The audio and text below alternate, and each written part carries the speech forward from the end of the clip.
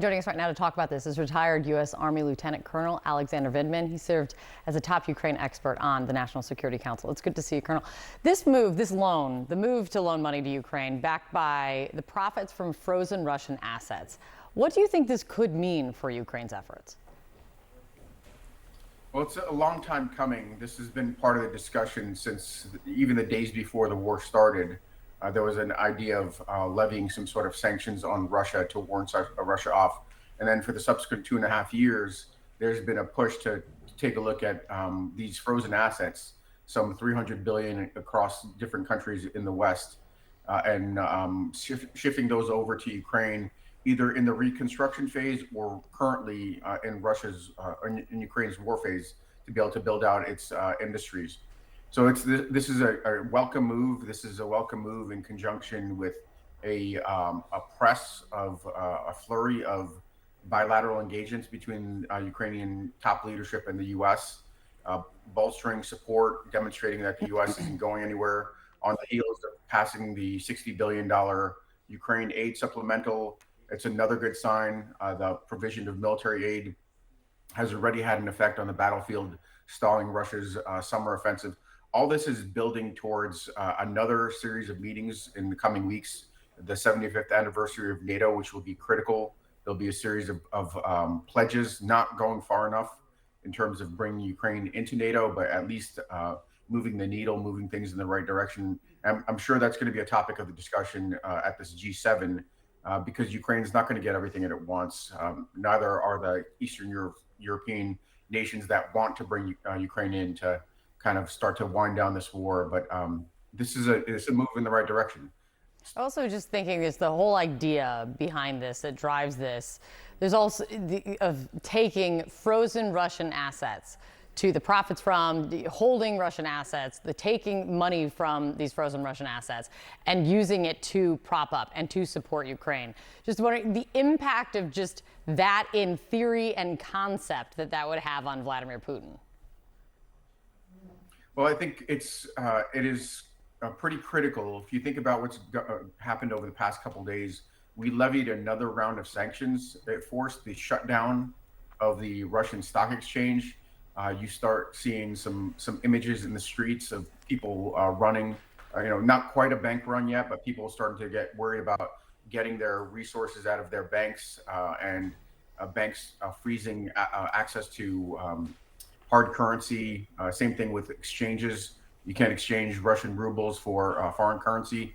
And then you hear the rhetoric out of the former president, Dmitry Medvedev, who's talking about all sorts of crazy escalation ideas. It doesn't amount to much. I wouldn't take his rants particularly seriously, but it certainly indicates that those sanctions are biting. All this again is a good direction. We now we're seeing a lifting of some of the constraints that we put on the use of Western weapons by the Ukrainians against Russian targets just across the border, where those targets are actually directly involved in the war effort. This is good movements. I would also say that this agreement that's being signed, most of these things are aspirational at this point. The success or failure is going to be determined by implementation, follow through. Part of that is what happens with regards to the upcoming election. The Hill is welcoming, the Republicans on the Hill are welcoming an insurrectionist, a felon to the Hill, the person that precipitated the January 6th insurrection. If he ends up being elected the next president, all of this could easily be undone.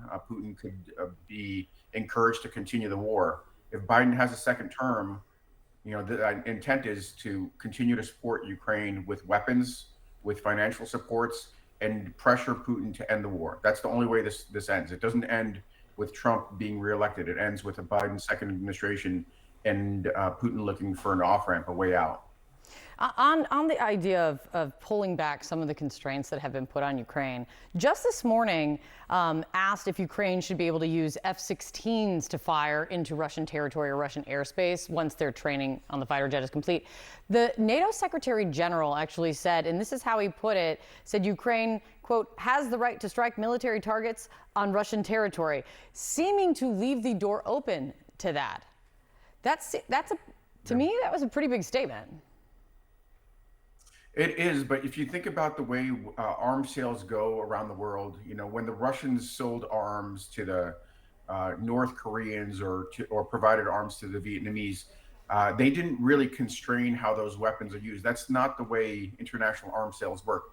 Once they're sold to a sovereign independent state, it's up to that sovereign independent state how do they employ these weapons. The only reason that there have been constraints on Ukraine is because we in the U.S. have treated Russia as a special case. We've basically restricted the Ukrainians' use of these weapons, and we're finally coming around to kind of a more normal approach to security assistance and security cooperation. So I think that's well within Ukraine's right to take weapons that have been given to it to employ for national defense. It meets all the obligations of UN charters and international agreements. It's the right thing to do. We're just kind of going back finally to some sort of normalcy. It's a strange thing to say, but that's the way things are played out in foreign affairs and in wars. So it's a welcome move, I think. It's also not just about weapons that Ukraine has been struggling with and needs. Recruiting soldiers and recruiting more help in terms of just people to fight has been an ongoing problem. I mean, from everything you have seen, how serious is this recruitment problem for Ukraine, and what is the fix?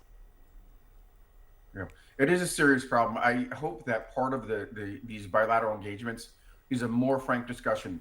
At times, you find yourself in these diplomatic dialogues managing crises, and in crises, you take the kind of the most important issue, which is Ukraine's survival, and put that at the forefront. With Ukraine having a little bit more breathing room, you could have some hard discussions on things like Ukraine making investments into its own industrial base, into its own defense, including this recruitment issue. I think the fact is that the Ukrainians probably need somewhere in the ballpark of 300,000 troops to replace the losses that they've had, to fill up depleted units, to rotate units off the front line, but also to build offensive capacity over the course of the next year to be able to take back, liberate territory. Right now, it's hard to see how they get there. They've not quite done all the things that they need to do. There's some lack of will by the president of Ukraine, President Zelensky, to take these unpopular steps to advance conscription and drafts. But that's an essential function for Zelensky to undertake in order to liberate Ukrainian territory. So I think it's how they get there. They could probably reduce the draft age from 25 down to 18, like we do we have a draft age of 18. I think they probably need to make sure that they reduce the evasions. They're taking some steps there. These are not easy things to do, but the Ukrainians can do it if they show the will and resolve to do so. Lieutenant Colonel Alexander Vindman, thank you so much.